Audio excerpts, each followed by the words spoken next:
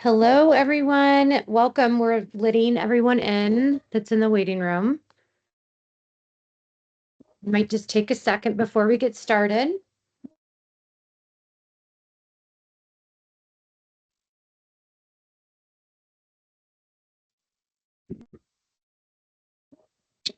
Okay. Sorry for all the dinging. Somebody. Fantastic. So if everyone could go ahead and mute their lines, that would be fantastic. And we're going to keep admitting people as this goes on. I wanted to welcome everyone and express gratitude for attending and joining today's call on the issue of non-direct purchases.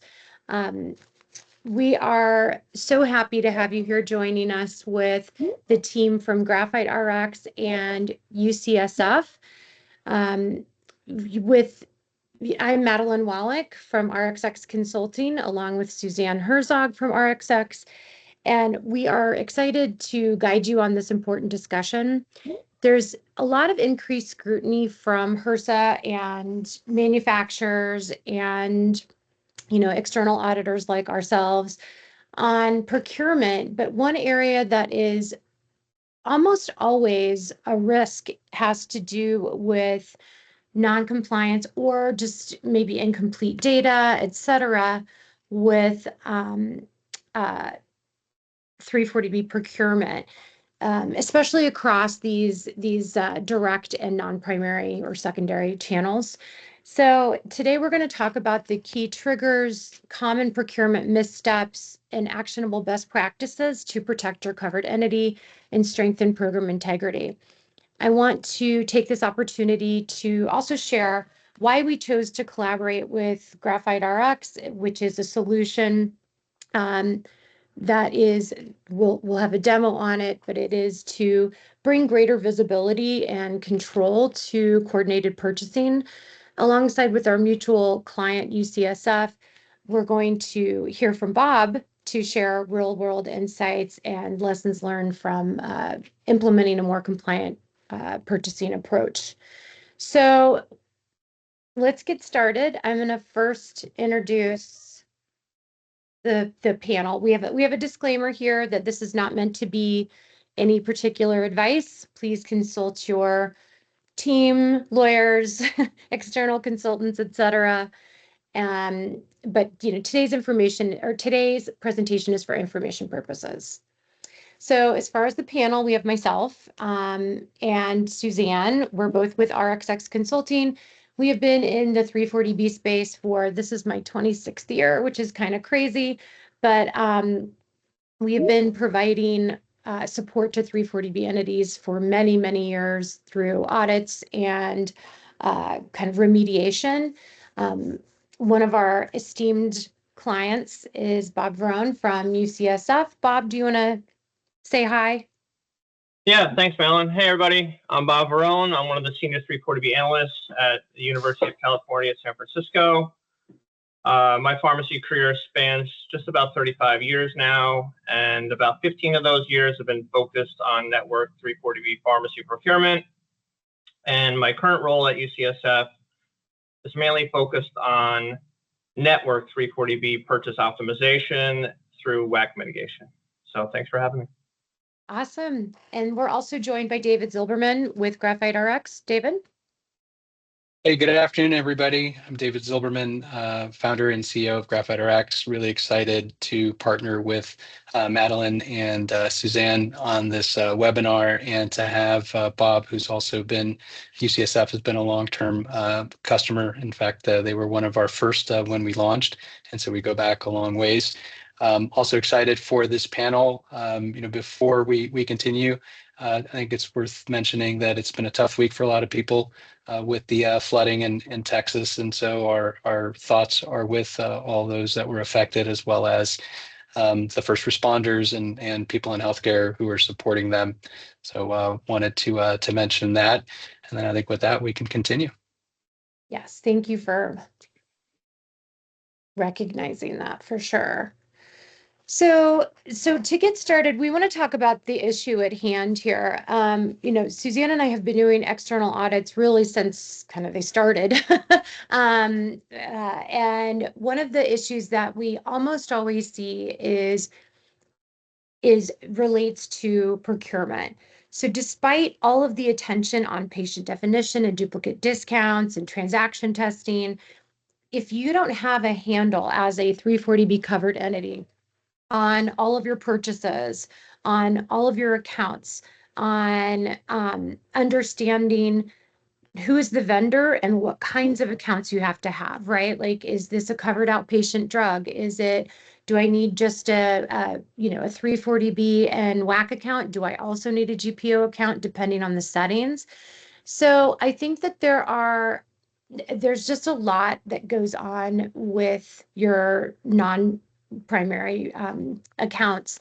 And so the issue is that if you don't have good controls on them, it not only can lead to inefficiencies, it can also lead to potential issues with diversion or violations of the GPO prohibition for those that have that. It's important to first start out with understanding what is HRSA looking at when they're doing their audits.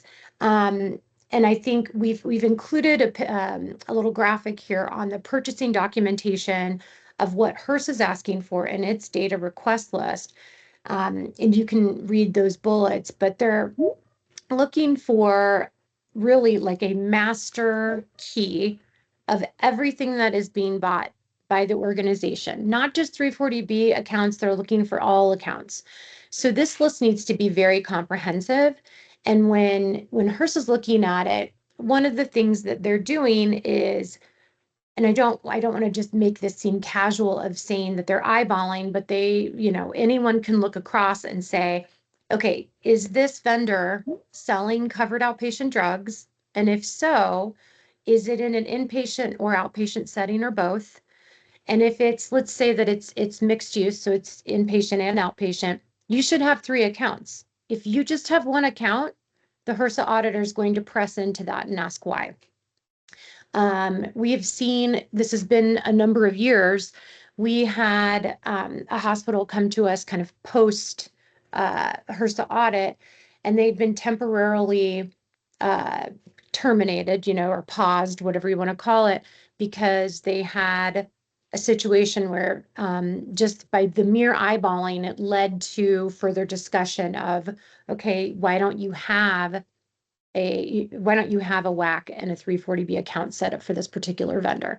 So just even understanding that looking at your spreadsheet of all of your accounts could lead to a potential issue in a HRSA audit. HRSA is taking the hard copy invoices because for each of these accounts, they want one hard copy invoice.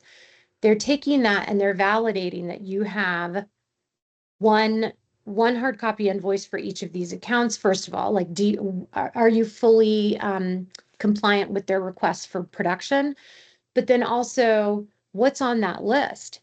If they see things on that list that they're like, well, this is seemingly a covered outpatient drug, but you only have a GPO account set up, that could also lead to questions. When they're on site, we have seen a big variety in what the auditors ask for, but the kind of general overview or general observation is that it is a heavily scrutinized process. It could range from a conversation about it or an auditor going up to, the buyer or whoever's doing the demonstration of how directs work, and then asking for a PO, asking to log in and see how do you validate accumulations that you have prior to the purchase, and then how do you decrement them. So we've seen there's a variety in there, but this is definitely an area that all HRSA auditors are focused on. When we go into our clients, we look at, we really do a very deep dive on this because, as I said before, we focus a lot on, transaction testing, et cetera. We want to pass the HRSA audit. However, there's so many inefficiencies that happen if you don't dig deep onto your account list and have a good understanding of what's going on. So we'll oftentimes see just mismatches between, your overall list of here are all my accounts. And then we'll later on look at purchasing data that's supplied and we'll say, okay, I have purchases. I don't have that account listed on this Excel sheet, right? Or vice versa, where you don't have you have an account, we're not seeing any purchases. So that's always, maybe it sounds simplistic to do that kind of comparison, but having agreement between what's on the list and what gets produced is really critical for validating what's going on. We'll see inaccurate account numbers. Again, oftentimes because you're pulling hard copy invoices from an accounting or accounts receivable or accounts payable software, we'll see all sorts of things that aren't matching because it's the 340B team that's pulling this list together, and maybe they don't know what supply is buying or what a random new account that got set up last week. Those are the kinds of things that happen. But being able to identify what's bought and what's dispensed and how that relates to your overall compendium, I guess, of of accounts is something that we often find during a HRSA audit. I'm going to turn Madeline, this. something that's Yeah. just worth mentioning is Yeah. we do have the Q&A Yes. feature. So if you have questions, Yes. post your questions there. They're going to go to Suzanne is going to moderate the questions. Some she'll kind of interrupt as we're presenting. Some will do it the QA at the end. So if you have any issues there, you can just or questions, you can put that in the Q&A chat. Perfect. Thank you for I'm that. ready. I'm so excited to get started. So, Bob, we've had a lot of conversations with Bob over the years. We started working with them in 2021, right? Yep. And so I don't know, Bob, if you could share a little bit about kind of your experience with corralling the procurement monster. Yeah, I think these 4 bullet points below are, pretty spot on to the different pitfalls we've seen over the years. But I think thanks to your guys' guidance over time and the mock audits that we've done, we have a pretty good handle now on most of the issues that we see here. We had to implement a bunch of different processes in order to kind of combat these things. So like with the process gaps, the solution we found was to create a weekly meeting. And now we do a bi-weekly meeting with our 340B and purchasing teams. So we collaborate together. We come together, try and troubleshoot any issues that are currently going on. Also come up with, the 340B landscape is, as we all know, ever changing. So just making sure that our buying team is aware of the changes, what they need to know and when they need to know them, and also any compliance issues that we see as we go along the way. When it comes to knowledge gaps, we solve that by creating 340B educations for all of our new purchasing members. Even we do those for existing staff members who maybe just want some more information or just a refresher. And so I ended up creating some very, micro-focused, easily digestible, 340B educations for different team members. And, 340B is not exactly the most exciting thing in the world. So we want to try and make it, memorable, that if I'm talking to someone about compliance, that, how are they going to remember that? So in those slides and in those trainings, I've created, phrases, 340B words or 340B phrases to put into those different educational slides, kind of like a play on words for popular movie titles, so that they can hopefully remember that as they see these things coming up in the field.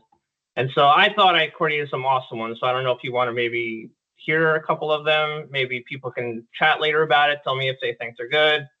But first is diversion, Raiders of the Lost Compliance. And my favorite one, I'm not going to do the imitation, so please don't ask me to. GPO prohibition, the terminator of 340B programs. So this is all we're hearing this for the first time. So this is this is I can already see the movie posters. yes, yes, exactly. I love it. Thank you. But I think that really helps.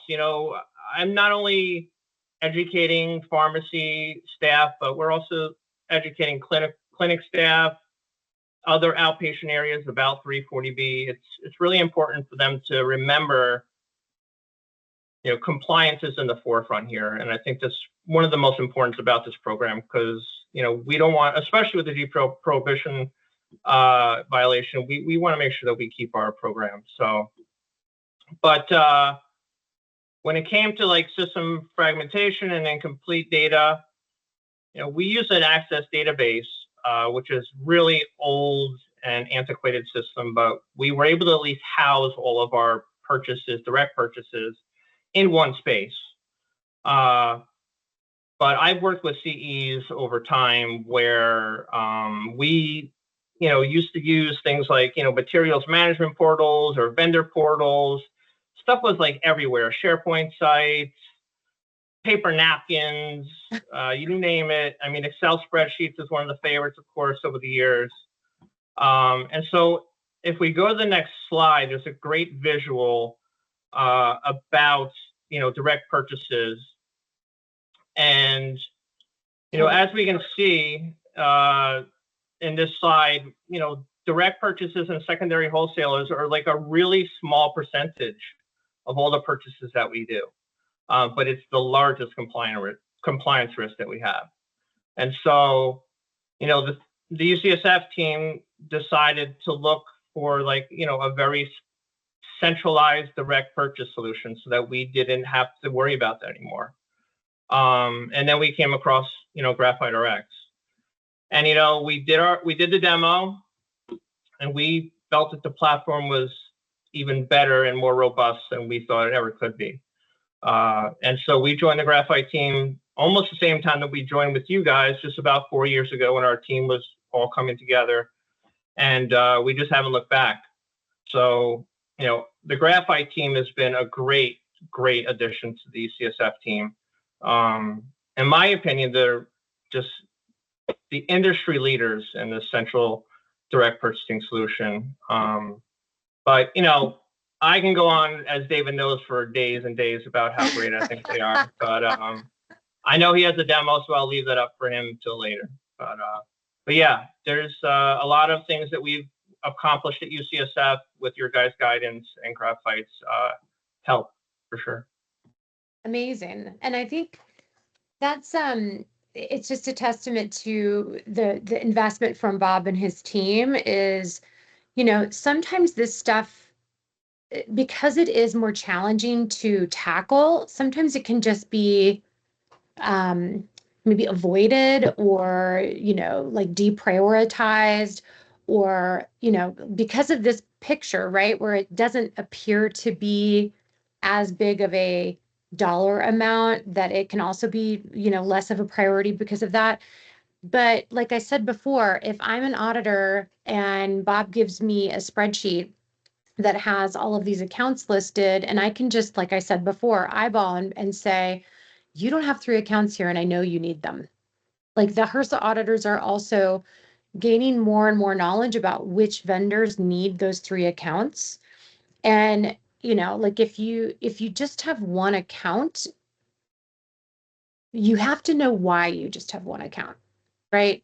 And we can get more into that later on, but I think that Bob's team, along with David's solution, it really got us to a point now where, direct purchase monitoring is an iterative process, right? Like, it's never, it's a living, breathing thing. Vendors come, vendors go. And so, I think that it's something we have to focus on each year. But I do want to give, props to the UCSF team for just really taking this project on and doing such an outstanding job. Thank you for that. But yeah, I mean, our team is just the best that I've ever worked with, actually. And I know that I'm on a Yes. team, but they really just are amazing. Yes, agreed. So I'm going to turn it over to David now to talk a little bit about graphite. Yeah, thank you, Madeline. Bob, thanks for all of your support over these years. We were able to evolve and improve the platform with feedback from folks like yourself and others at UC, and we've expanded at UC as a result of it. And we have we've supported hundreds of sites across the country since we've launched. So GraphiteRx has evolved since we launched about 6 years ago. Really, what I identified before I founded the company was, and that was after working with one of the big three wholesalers, that primary purchasing is pretty organized. It has its challenges, of course, but it's organized. Portals have been built around it. Integrations with 340B are there. Again, it's not perfect, but generally organized. And there's a lot of focus around that. Going outside of the primary wholesaler, whether it's a direct-to-manufacturer, a secondary, a specialty, a 503B, anything that pharmacy needs to purchase outside, it's a bit of the Wild West.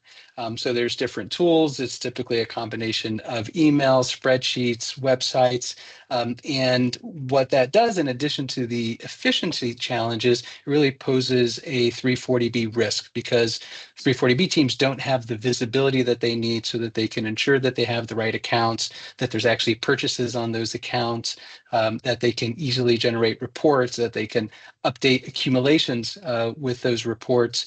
And then the other part too, as the market is continuing to evolve, is looking for savings opportunities. So if you're looking for savings opportunities, you need to see what's available to you, whether it's with your existing vendors or also with marketplace solutions. And so, for example, we're partnered with the Mark Cuban Cost Plus marketplace to also offer those products to any of our order management solution customers. So that was really our intent, and the evolution. What we saw was we focused earlier on more on efficiencies, and so efficiency in the pharmacy and visibility, and then really saw that the most acute need was around compliance, because you have a lot at risk, right, with your 340B program as a key source of revenue and funding for the health system. And so that's where we saw that our customers were really willing to make the investments in that, both in terms of process, technology, funding for that to work.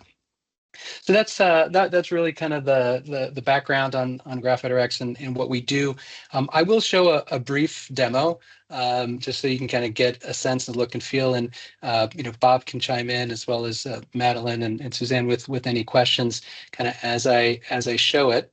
So let me get this going, and I'm going to go off camera just for that. You all able to see my screen? Yes.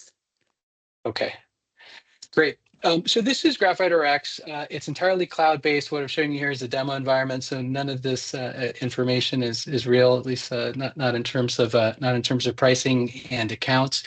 And so when health systems partner with us as part of the onboarding, we'll identify all of the suppliers that they work with and the accounts, and we'll go through an onboarding process with them to ensure that all of those accounts are set up. We support any site within a health system that purchases essentially outside of their wholesaler. So if they're actually a Shipty location, support any Shipty location that receives deliveries, as well as any location that's purchasing, whether it's centralized purchasing or it's being purchased at the site level. And so as part of it, each health system would be able to see essentially their list of suppliers. So I'm showing this just as an example. And then for each of the suppliers, they would be able to see the accounts that they have set up for those suppliers. And then if, for example, they wanted to view now products that have been recently purchased. So you're able to essentially filter for that. So buyers at each location are able to see information for their location, and then those at a central kind of corporate level can see across, but they're able to see what they have. So let's say I wanted to go in, and so I'm going to search for McKenna. Okay, so I know now that I need to place an order for McKenna. I'm able to then see where McKenna is available across my different vendors that I have set up. And you can see as well that this was set up as preferred. So we also have a formulary preference feature, which is helpful because there may be some items where you don't, even though it's available from a vendor, you want to block it from that vendor because you have a preferred vendor for that. So these are some of the tools for formulary management. And you can see because it's hard blocked, it can actually be ordered. This is, for example, a soft block, so it can be ordered, but the buyer gets a notification. And so you can see within that, and if I wanted, I could also filter further. I could say, all right, so just show me what's available through, let's say, CuraScript. And so I can see those CuraScript items. I'm able to add that and start building an order. And what's relevant for this discussion is when I go in and now want to build that order, I can actually build 3 orders at the same time. Based off of my WAC contract and 340B accounts. So here I would check my accumulation. And let's say I've got 3 here and I have nothing on contract and I have 2 on my WAC. I'm able to build that order that way. I can also use a special, we call it the PO Builder feature. And so if it helps my finance team to then process and approve invoices, and let's say that's how I want to build my PO, you can see now that PO number was built based off of the logic. So the prefix was a standing PO, and that was the logic that's there. So it also makes the invoice processing easier. And so I submit the order, and then the order is transmitted to the supplier depending on how they work. So if they have EDI integration, it'll go through EDI, and if not, it'll be sent via email. And so the benefit really in doing that, so I'll show you now a list of, we'll take a look at a list of orders. So as a buyer, I'm able to see all of the orders essentially that I manage. So I can see that information. I can also view all of the invoice information that's associated with that. So it's associated with each order. We also have an engine that will go and look for discrepancies in those invoices and call them out. And if so, it would show that reviews required. And then just the last thing I want to show you here is the reports, because I think that's a big part of why customers use us for the visibility. And so we actually just launched our new report dashboard, and we're going to be adding additional reports to it. I think the one that's relevant is for each of our customers, we will set up their split biller. And so we have a report that's actually that upload report. So the expanded version is one that can kind of be used to do the due diligence and review. And then I can either use it and download it, or I can use the upload report.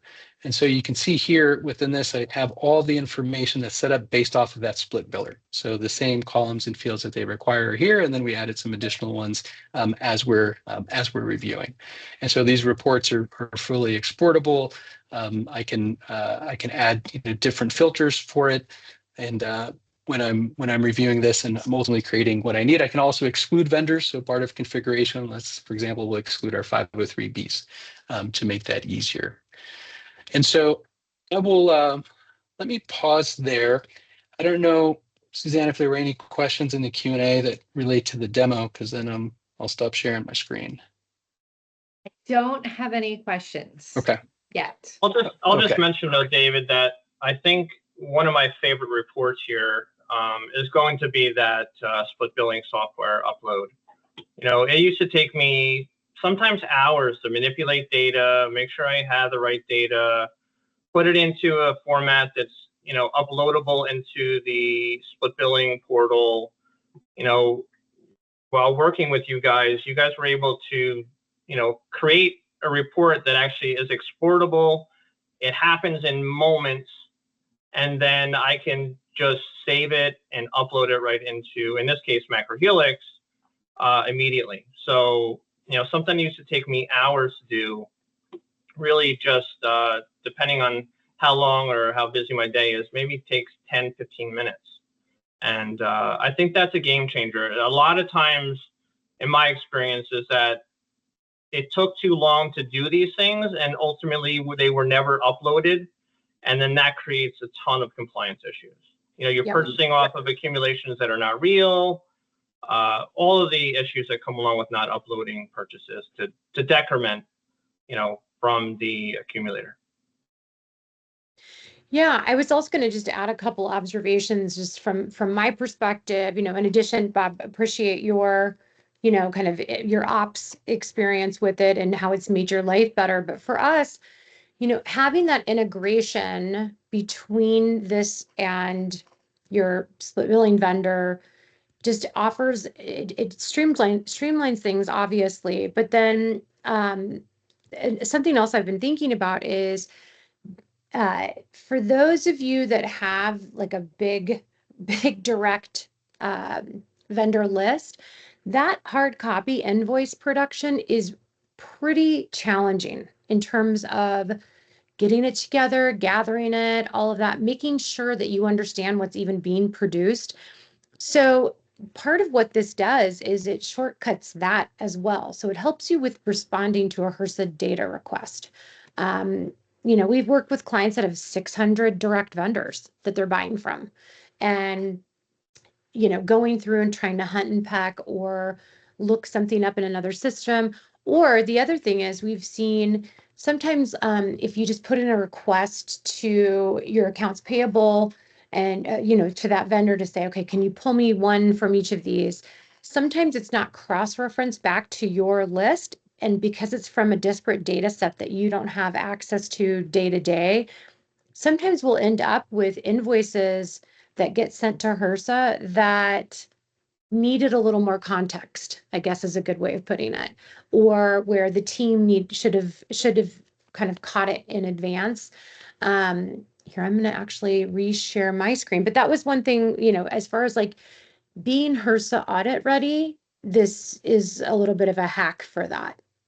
For the Yeah, and I should mention too, we do have a report. It's not self-service yet, so it goes through our support team, but we're able to generate a list of all of the accounts for a health system. And so we generate it, and we know that that's been used in HRSA audits and in preparation. And we're actually building a report that will actually show purchases against those accounts. So if part of what you want to see is, hey, I have 3 accounts, but I'm only seeing 340B purchases. That may be a reason to then check and see if there was other purchases that were missing, or if there was, if there's purchases above accumulation. And so those are some of the things that we're going to be launching soon. Yeah, and I think that's a good segue that we at RxX have a tool that we use with our customers called Avanti 340B that does that purchase to dispense reconciliation. That from an audit side, that's how we identify a lot of the problems with these direct accounts of missing data, or, hey, Bob, you need to go find these purchases to match this account, or vice versa. Not that we ever have any tasks for Bob, but but it's just part of this conversation that I want to stress is that getting set up for, to have the data in Graphite or to have the data that's responsive to our audits is like half the battle. And the exercise of going through that alone is going to get you so much further.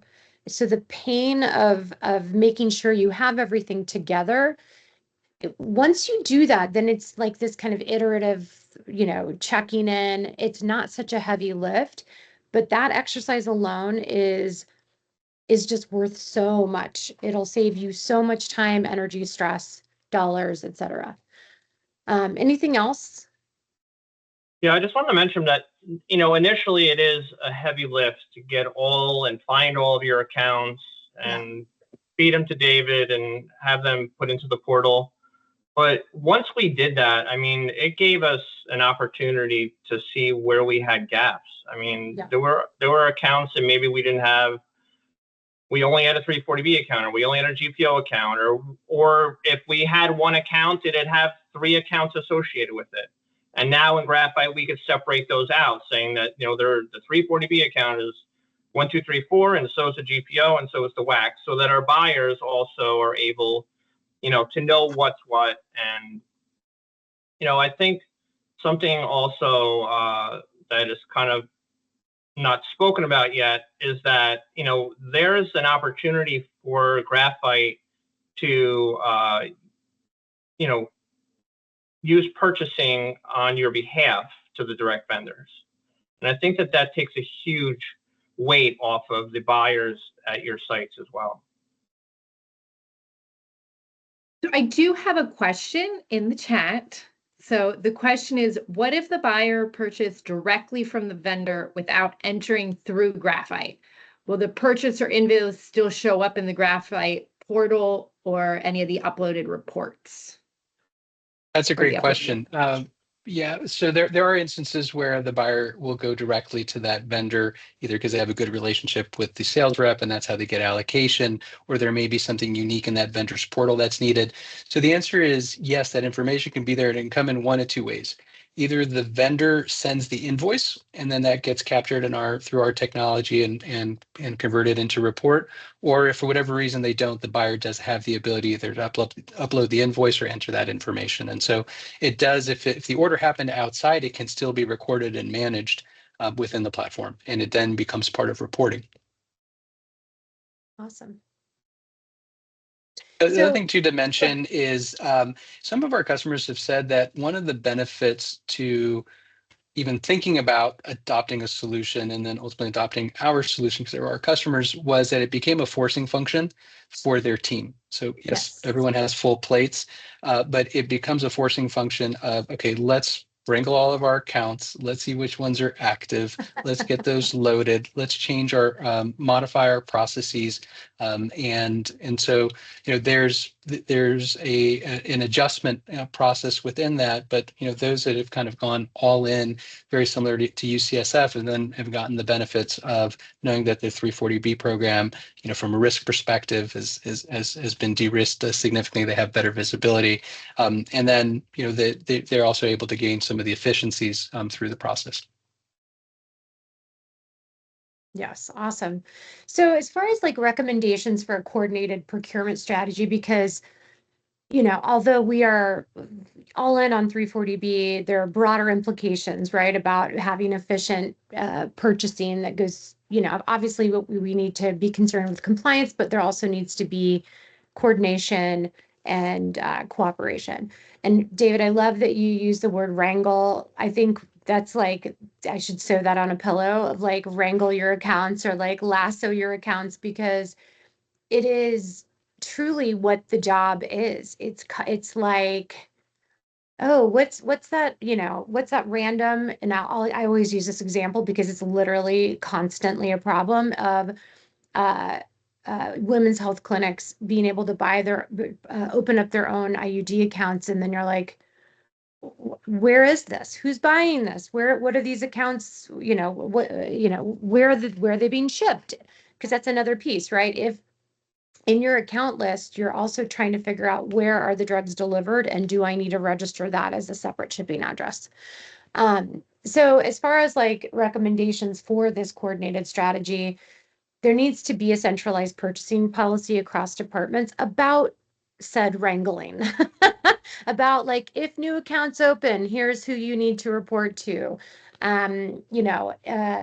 If I'm trying to decide if a product is a covered outpatient drug or not, what are some of the steps I can take to validate, right? Like we've seen some clients really stress out over how to figure out if the products are covered or not. And one little hack that we always recommend that I'll share with everyone is the OPACE database has that manufacturer tab, which is super handy to see whether that manufacturer, by their 5-digit labeler code at the start of that NDC, whether they and that product are considered covered or not, because they're going to have an agreement, a pharmaceutical pricing agreement with the government if they're listed. So if you plug in the number and it's not listed, high chances are that you are fine with it being just a quote unquote GPO or whatever they want to label it account, right? That's just kind of one little tip. There are other ways of looking at it. Another quick tip is looking at the pricing that's available across your accounts. Sometimes there truly is like one price. And so if it's the same price across, like no matter what kind of contract you're looking at, that can also be an indicator of, what really you need for it, right? And whether it's a covered outpatient drug or not. That the account list, I cannot stress enough that it needs to be really, really strong and comprehensive. There are, we do recommend conducting internal reviews, but also looking at what am I buying and what am I dispensing and what might be missing as often as you can. I mean, we recommend doing it quarterly with our clients, but if you want to do it more frequently, that's great. And then last, this implementing or upgrading to software with purchasing visibility like Graphite. I think that Bob's testimony is enough to get people pretty curious about how to make this process that's very unwieldy, how to improve it. Before we get to our kind of final questions, and please, audience members, you are welcome to write questions to the Q&A. I'll leave you with some questions to ask yourselves, which is, do you have a complete account list, right? Like how good is your lasso? How good are your lassoing skills? Again, like do the drugs meet the definition of a covered outpatient drug or not, which then leads to how many accounts you need per vendor, who is making purchases for and for what areas, where are these products being shipped, and then finally, who's monitoring this and making sure that the process is working. The other thing I'll kind of tease about, and maybe we'll have a follow-up webinar on, has to do with the next step of this process, which is even if you have perfection in your account list, do you understand what kinds of potential contracts are loaded to various accounts? That is a very tricky thing. So, maybe we'll have a follow-up on that for those that are interested, but, best practices in contract review and how to coordinate with procurement, how to coordinate with your wholesaler who may be adding things that you didn't know about, maybe, adding access to things. But for those entities that are subject to the GPO prohibition that are listening today, contract load is a big issue, but you'll get to that through having this list put together really well first. So I don't know if there's any other comments before we get to other questions.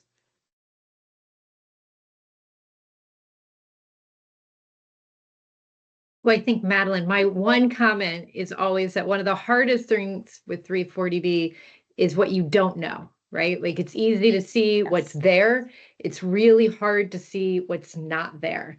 And so any way to kind of continue to get better data is better, because purchasing is the most important part of 340B, right? Like we can do transaction testing and have great data on who's a patient, but if we're just buying all our drugs on 340B and sending them out and don't know where they're going, that patient definition and all that transaction testing that we're doing just doesn't matter, because Right. It's the buying is what makes something 340B, right? That's the part that actually makes that transaction 340B piece. Yeah, Yes. absolutely. And I think that's a really good segue. A question that I was kind of thinking about was that we talked about HRSA, we talked about and what they find during their audits, and we talked about what RxX looks at and what we find. But the other stakeholder here are manufacturers. And for direct vendors, they're very closely monitoring the rates of purchasing between 340B, GPO, and WAC. And 9 times out of 10, if you get a inquiry from a drug manufacturer over purchasing patterns or increases in patterns or unexpected proportions, all of those questions, they come from a mismanaged direct situation, right? Where it might be a mixed use product, but you're buying 100% at 340B because you've not been really accurately managing how many accumulations you have, like Bob said. So, would that be, Madeline, when you Yeah. have like 10,000 of a drug in your accumulator? It's like, but everything's fine. Yes. Look how positive I am. Yes. That Look can at be my another savings webinar. report. That could be Okay, we can another save so webinar much is money. like accumulation errors and how to manage them.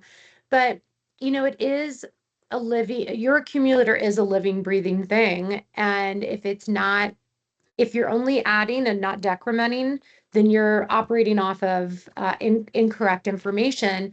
And that information for purchases goes back to the drug manufacturers, who are definitely trying to monitor the rates at which the products are purchased.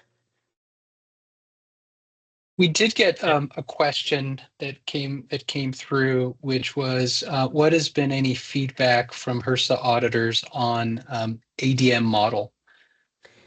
Yes, the answer is zero. So at least based off, what our recent audits, kind of two comments, but great question.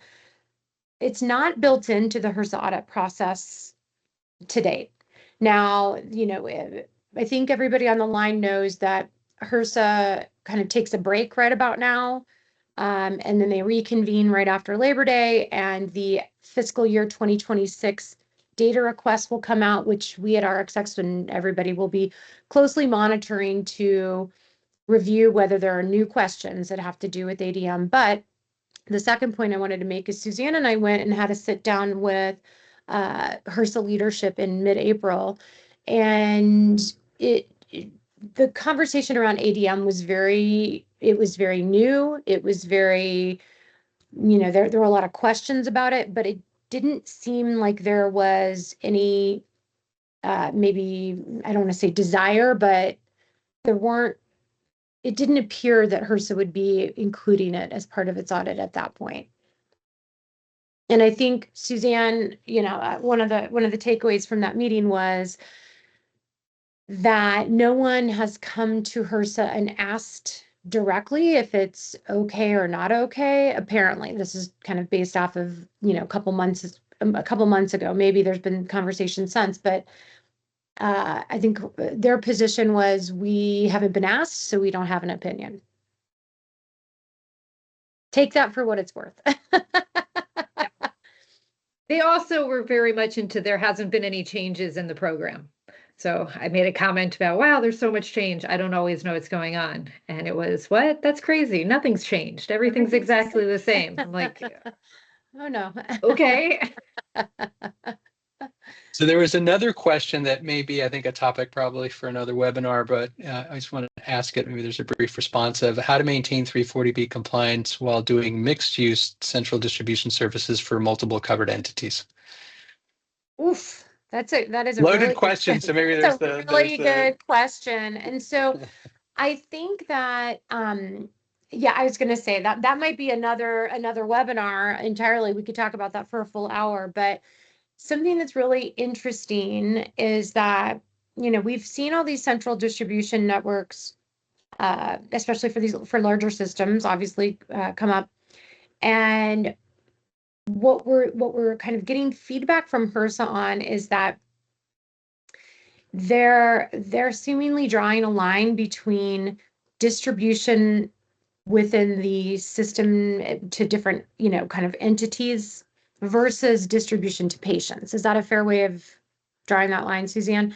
So if your central distribution, if it's kind of, it's a warehouse and it's really meant for kind of more institutional distribution, they might be looking at it as like, with less scrutiny. But if it's a central warehouse where drugs are being mailed out or shipped out to individuals, that's where HRSA is definitely focusing on how you're registered. Meaning, like, a lot of covered entities have one central warehouse that's distributing to patients registered to multiple covered entities because it serves multiple covered entities, but HRSA's coming in and pressing on who owns this. And if it's system owned, but listed to many entities, that is something that we're seeing complications with. I don't know that I have a great solution right now, but because it's all pretty new, but that's something that we're seeing. I don't know if that answers the question or not, but Broader add compliance tips. Yeah, go ahead, Suzanne. Yeah, like, no, just that focus on the ship to versus contract pharmacies. We've seen, as anybody's had an audit recently or seen in the audit requests, there's definitely a bigger focus on who owns the pharmacy and being able to show kind of the relationship between the ship tos and the covered entity itself.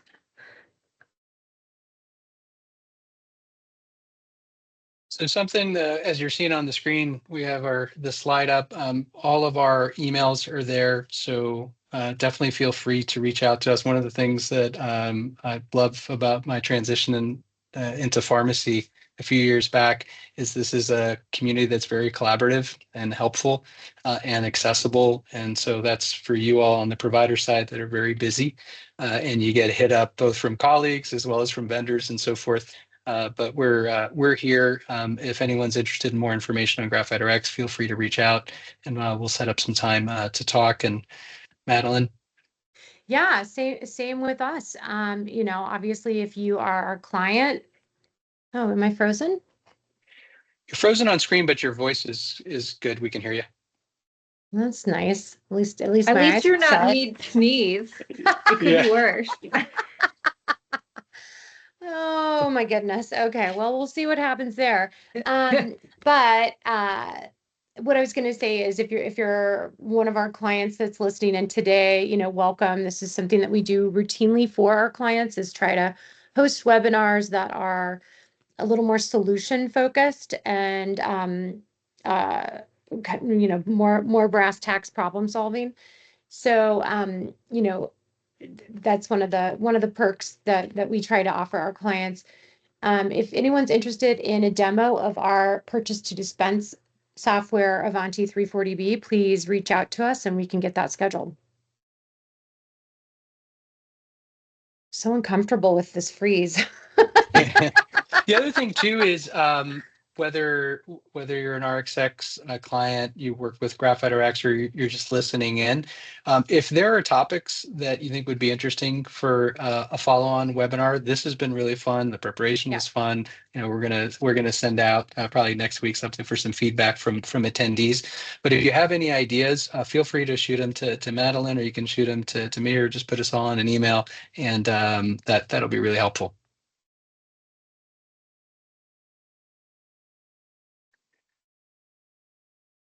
I think it's a wrap. I think so too. I think we might have lost Madeline, but thank you for the opportunity, everybody. Thank you, Bob. Thanks, everyone. This has been great. Thanks, Bye, guys. Suzanne. Thanks, Madeline. Thanks, everybody, for spending time with us.